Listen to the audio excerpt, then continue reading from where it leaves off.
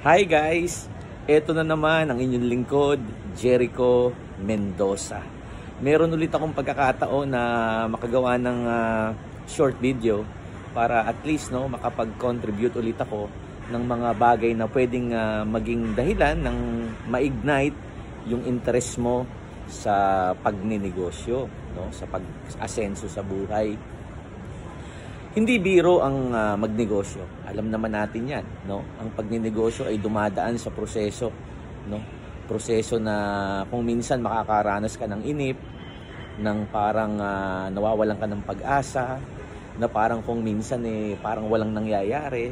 Pero alam niyo, kasama sa process 'yun . Ang challenges, ang mga discouragement o mga rejection, nandyan 'yan hindi para sirain ang pagkatao mo.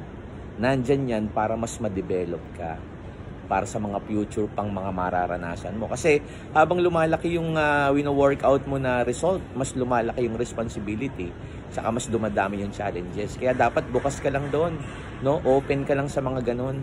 Huwag mong hayaan matalo ka niyan.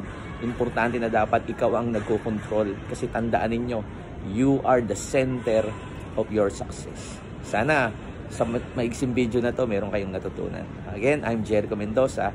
God bless you all.